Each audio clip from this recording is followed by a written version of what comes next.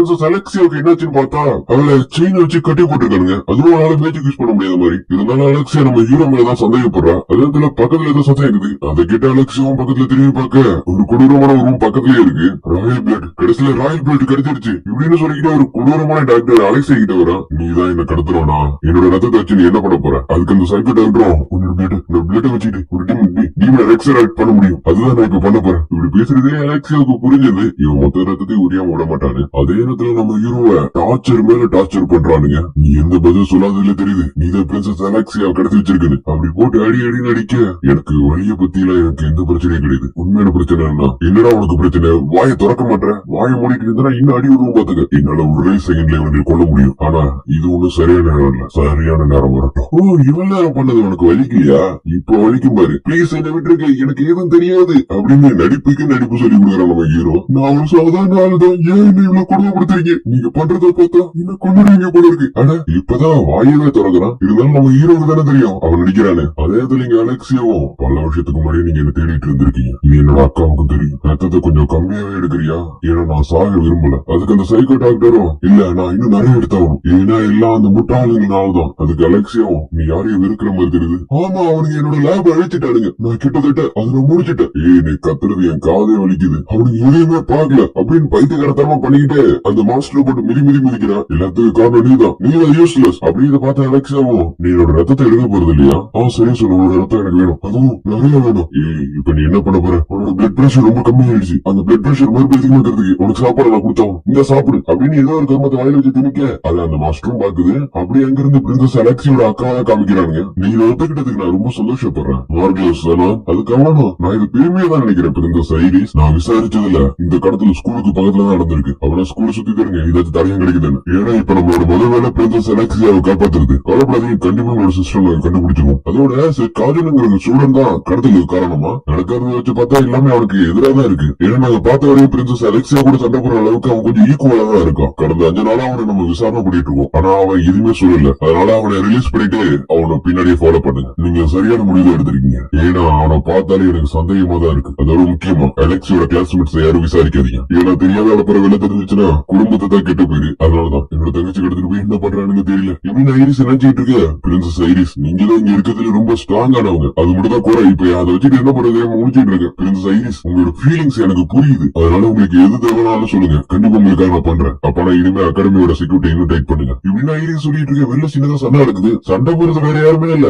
ஹீரோட அக்கா தான். என் தம்பி அப்படி பண்ணி இருக்கிறதுக்கு வாய்ப்பே இல்ல. இருந்தாலும் எல்லாம் அவனுக்கு சாதகமா தான் இருக்கு. என் தம்பி செட்டு ஒரு சோம்பேறி பையன், அவனால இதெல்லாம் பண்ணவே முடியாது. நீ என்ன கூப்பாடு போட்டவனோட தம்பி அவனால பார்க்க முடியாது. இப்படி வந்து போட்டுட்டு இருக்க சண்டையை மேல இந்த ஐரிஸ் பாத்துக்கிட்டு தான் இருக்கா. இதுக்கப்புறம் ஸ்டூடெண்ட்ஸ் இங்க இருக்கிற எல்லாரையும் பாத்துக்கிறது உங்களோட பொறுப்பு. கவலைப்படாதீங்க, இதுக்கப்புறம் நான் பாத்துக்கிறேன். இங்க அக்கா என்னன்னா சமத்தியா அடி வாங்கி இருக்கா. இந்த மாதிரி சண்டை போறதுக்கு உனக்கு அவசியமே கிடையாது. என் தம்பிக்கு ஏதாச்சும் அடிச்சா சும்மா விட மாட்டேன் எல்லாரையும். இப்படி இதை கேட்ட ஐரிஸும் எல்லாருமே அவங்க குடும்பத்துக்காக தான் வாழ்றாங்க. எனக்கு என் தங்கச்சி கூட இருக்கணும் ரொம்ப நாள் ஆசைதான். ஆனா என்னால அவ கூட பேச முடியல. இப்படின்னு ஐரிஸ் அவளோட தங்கச்சி நினைச்சிட்டு இருக்க. இங்க தங்கச்சியும் குத்தவரும் குலவருமா இருக்கா. ஏன்னா விடாம ரத்தத்தை எடுத்தா. அதுக்கப்புறம் நம்ம ஹீரோவை துரத்தி விட வாடா போய் வீட்டுக்கு போய் சேரு, என்னால என்னோட காயத்தை ஹீல் பண்ணிக்க முடியும். ஆனா நான் ஒரு பேக்ரவுண்ட் கேரக்டரா இருக்கனால இதெல்லாம் பண்ணாம இருக்கிறது நல்லது. அதே நம்ம ஹீரோவும் 2 பேரும் வாழ பண்றதா ஈஸியா கண்டுபிடிச்சிடறான். அப்படியே ட்ரெயினை விட்டு இறங்கி வர நீங்க போங்க நான் அங்க வந்துடுறேன் இப்படி சொன்னாலும் பின்னாடி வந்த 2 பேரும் கூட தெரியல. நம்ம ஹீரோ இதெல்லாம் கண்டுக்காம அவனோட ரூம் டோர் ஓபன் பண்ண கொஞ்ச நாள் ஆயிடுச்சுல. ஆல்பா வந்த வேணும்னா ஒரு பர்கர் எடுத்து நீட்டவும் என்னோட பர்சனல் அசிஸ்டன்ட் பீட்டாதான் இந்த மாதிரி எல்லாம் வேலை பார்ப்பா. கொஞ்சம் நீங்க வரதுக்கான காரணம் எனக்கு ரிப்போர்ட் வந்துச்சு, நீ ஏதோ ஒரு பிரச்சனையில மாட்டிக்கிட்டேன்னு. அப்படியா? உன்னோட வேலையில அப்படி போயிட்டு இருக்கு. அதுக்கு ஆல்பா முடிஞ்ச அளவுக்கு எல்லா இன்ஃபர்மேஷன் கலெக்ட் பண்ணிட்டு தான் இருக்கும். அப்படி கலெக்ட் பண்ணிட்டு இருக்கவே நம்மளோட ஆர்கனைசேஷனோட ஸ்ட்ரென்த் அதிகமாயிட்டு தான் இருக்கு. அந்த கல்ட் மாதிரி நம்ம ஸ்ட்ராங்கான ஆளுங்க கிடையாது. இருந்தாலும் நம்ம வாழ்ந்துட்டு இருக்கோம். எல்லாரும் சாதாரண வாழ்க்கையை தான் வாழ்ந்துட்டு இருக்காங்கன்னு நினைச்சிட்டு இருந்தேன். ஆனா இப்ப என் கூட சேர்ந்து என் கூட விளையாடிட்டு இருக்காங்க. இதெல்லாம் நினைக்கும் போது எனக்கு ரொம்ப சந்தோஷமா இருக்கு. அதோட சாப்பாட்டுக்கு ரொம்ப தேங்க்ஸ். குறைஞ்சபட்சம் ட்ரெஸ் ஏச்சு கட்டலாம்ல. இல்ல அழுப்பா இருக்கு. இப்ப நடந்துட்டு இருக்கிறதெல்லாம் உங்களுக்கு புரியுது இல்லையா? நீங்க எப்படி இருந்தீங்கன்னா உங்களை கிரிமினலா தான் மாத்துவானுங்க. அது எனக்கும் தெரியும். ஒரு ஏழை பையனை காசு இருக்கிறவானுங்களால இன்னொன்னா பண்ண முடியும். நைட்டோட ஆர்டர் எல்லாம் நம்ப முடியாது. அப்ப இதுக்கெல்லாம் காரணம் கல்ட்டா? ஆமா, ஏன்னா கல்ட்டுல உள்ளவங்க தான் பிரின்சஸ் கடத்திட்டு போயிருக்காங்க. அதாவது ராயல் ஃபேமிலியில இருக்கிறவங்களோட பிளட்ல வென்ஸ் அதிகமாவே இருக்கு. அப்பனா அந்த பொண்ணு இன்னும் உயிரோட தானே இருக்கா? ஆமா, அவ செத்துட்டானா அவங்களால இன்னும் நிறைய ரத்தத்தை எடுக்க முடியாது. இருந்தாலும் நீ எதுக்கு அவ கூட ரிலேஷன்ஷிப்ல இருந்த? நீ நினைக்கிற மாதிரி அந்த ரிலேஷன்ஷிப்ல அந்த அளவுலாம் இல்ல. எனக்கு தெரியும் உங்க மேல நிறைய சும்மா இருக்குன்னு. இருந்தாலும் எங்கேயும் கொஞ்சம் நம்புங்க. சரி நம்புறேன். இந்த கேஸ முடிஞ்சதுக்கு அப்புறம் எனக்கு டூனா கேங்கி விடும். ஏன்னா அது எனக்கு ரொம்ப பிடிக்கும். கொஞ்சம் ரெஸ்ட் எடுங்க. எல்லா அரேஞ்ச் பண்ணதுக்கு அப்புறம் உங்களுக்கு இன்ஃபார்ம் பண்றேன். போறதுக்கு முன்னாடி உங்களை விசாரிச்சானுங்கள அந்த ரெண்டு பேரை நான் போனது இல்லையாட்டா? அவங்களோட வேலையை தான் பார்த்தானுங்க. அதுக்கு ரிவார்டு கொடுத்தே ஆகணும். ரிவார்டா? எனக்கு புரியுது. இருந்தாலும் மனசு மாறினா கொஞ்சம் சொல்லுங்க. ஏன்னா டெல்டா இங்கதான் இருக்கா. என்னது டெல்டா இங்கதான் இருக்காவா? அதுக்கு அவளாம சொல்லிட்டு போகவும் நம்ம அக்கா தான் ராத்திரி பூரா தூங்கல. என் தம்பி மேல கையை வச்சு விடுங்க, நான் சும்மா விட மாட்டேன். அப்படி பண்ணி நான் ஒன்ன கிரிமினலா மாத்திருவானுங்க இப்படின்னு சர நடந்துகிட்டு இருக்க. இங்க அலெக்சியா அந்த மாஸ்டர் கிட்ட ஏதோ ஒண்ணு சொல்லவும் இங்க நம்ம ஹீரோ ஆல்மோஸ்ட் எல்லாத்தையும் அரேஞ்ச் பண்ணிட்டான். விண்டேஜ்ல இருந்து வாங்கிட்டு வந்த ஒயின் 9 லட்சம் ஜெனி, பிரான்ஸ்ல இருந்து வாங்கிட்டு வந்த கிளாஸஸ் 4,50,000 ஜெனி, இப்படின்னு விளையாட பொருளை வச்சு ரூம் அரேஞ்ச் பண்ணிட்டு இருக்க. இதுக்குள்ள எங்க இருந்து காசு வந்து இருக்குன்னா கொள்ளை அடிச்சதும் நாய் பாப்பா வேலை பார்த்ததுல இருந்துதான். சரி ஆல்மோஸ்ட் எல்லாத்தையும் செட் பண்ணிட்டேன். வார வாரம் வெயிட் பண்ணிட்டு இருக்க வேண்டியதான். அப்படியே கொஞ்ச நேரத்துக்கு அப்புறம் பீட் அந்த இடத்துக்கு வர நம்ம ஹீரோ கெத்தா சேர்ல உட்காந்துருக்கான். நேரம் வந்துருச்சு. ஏன்னா இது இப்ப ஷேடோ வேல்ட். நான் ஷேடோ நீங்க செய்யாத சொல்றீங்க. ஏன்னா வெளிச்சத்துக்கு சந்திரன் கூட இல்ல. அதோட எல்லாரும் அவங்க இடத்துல கரெக்டா இருக்காங்க. அதுவும் லேடி ஆல்பா சொன்னபடி. ஏன்னா ராயல் கேபிட்டல்ல எங்களால 114 பேரை சேர்க்க முடிஞ்சிச்சு. 114 இங்க முடிச்சிருங்க. எங்களால இப்போதைக்கு இதுதான் முடிஞ்சிச்சு. இவங்க எல்லாரும் வேலைக்கு தான் சேர்த்தியே இல்ல வேற ஏதாவது வச்சுக்குவோம். இருந்தாலும் பரவாயில்ல. நம்மளோட பிளான் ஒரே நேரத்துல எல்லா இடத்தையும் அட்டாக் பண்றது. ஏன்னா கேல்டியா அப்படியே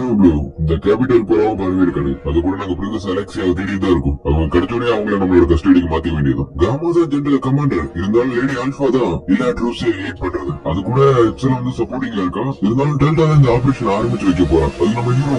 நான் டெல்டாட்ட மன்னிப்பு கேட்டுக்கிறேன். ஏன்னா நான் தான் இப்ப ஆரம்பிச்சு வைக்க போறேன். இன்னைக்கு ராத்திரி நம்ம யாருன்னு இந்த உலகத்துக்கு தெரிஞ்சாகும். அதே நம்ம 2 பேரும் பேசிட்டு இருக்க. யாரோ வர சத்தம் இருக்குது. வந்தது வேற யாருமே இல்ல, நம்ம ஹீரோ தான். டக்குனு பிரின்சஸ் அலெக்சியோட ஷோ மேல தூக்கி போட்டு பாவம்டா நீ எங்க வலையில நீயா வந்து மாட்டிக்கிட்ட. அப்ப இந்த கேம்ல நீங்க தான் விளையாடுறீங்களா? அதுக்கு அவனுங்களா? ஆமாண்டா எல்லாருமே எங்க ஆளுங்க தான். டக்குனு ஏதோ சத்தம் இருக்குது. திடீர்னு பார்த்தா ஃபாலோ பண்ணிட்டு செத்து கிடக்குறானுங்க. நம்ம ஆளுங்களாச்சு. டக்குனு பக்கத்துல இருந்து கொடுத்துட்டேன். நீ என்ன பண்ணாலும் உன்னால தப்பிக்க முடியாது. கவலைப்படுறது ஒண்ணும் இல்ல.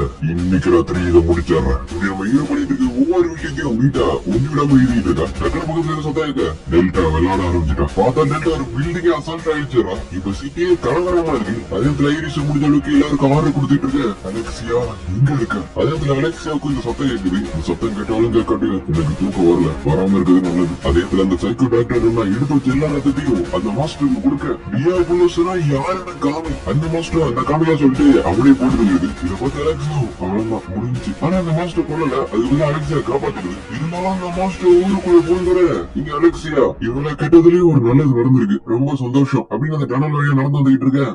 எங்க போலாம் நினைக்கிறேன். உன்னால அவளை சீக்கிரத்துல எங்களால விட முடியாது. ஏன்னா அவனோட ரிசர்ச்சுக்கு நான் தான் போன் பண்ணது. இதை கிட்ட அலெக்சியாவுக்கும் சரி கடுப்பாகுது. நான் அப்பவும் நினைச்சேன் நீ ரொம்ப மோசமானவனு. இப்ப நான் அதை கன்ஃபார்மே பண்ணிட்டேன். பரவாயில்ல உன்னோட ரத்தம் என்கிட்ட இருக்கிற வரையும் அது அலெக்சியாவும் என்னோட ரத்தம் எல்லாரும் அலையறீங்க. எல்லாம் ரிசர்ச்சுக்காக தான். நான் இப்ப பண்ண வேலைக்காக கண்டிப்பா 12 சீட்ல எனக்கு ஒரு இடம் கிடைச்சிடும். அதாவது இதுக்கப்புறம் நான் ஸ்வாட் இன்சைட்டரா இருக்க தேவையில்லை. அது என்ன ரவுண்டு பைத்தியக்காரங்களோட கூட்டமா? அதெல்லாம் அவனுக்கு சொல்ல புரியாது. ஃபர்ஸ்ட் அவனோட அக்காவை தான் கடத்துற மாதிரி இருந்துச்சு. இருந்தாலும் எங்களுக்கு பிளட் மட்டும் போகுங்கிறதால ஒண்ணு மட்டும் தூக்கிட்டோம். அதை கேட்டு அலெக்சியாவுக்கு சரி கூட போய் சண்டையை போட ஆரம்பிச்சிடறா. நீ அடுத்தவங்களோட தான் காப்பி பண்ற. உனக்கு சொந்தமா ஒரு ஸ்கில் இல்ல. எனக்கும் சண்டை போட தெரியும். அப்படியா? காமி பாக்கலாம். அதுகிட்ட அலெக்சியாவும் சண்டை போட வர. ஆனா அவன் அசால்ட்டா அலெக்சியா தோக்கடிச்சான். அக்கா மாதிரி நீ மாறவே முடியாது. இப்படி இவன் பேசிக்கிட்டு இருக்கப்பயே அந்த இடத்துக்கு நம்ம ஹீரோ நடந்து வர பிளாக் கலர் ஷூட் போட்டுதான். யாரா இருக்கும்? என்னோட பேரு ஷாடோ. ஷாடோ சொல்ல ஒளிஞ்சிருக்கிறவனுங்களை வேட்டையாடுறதுக்காக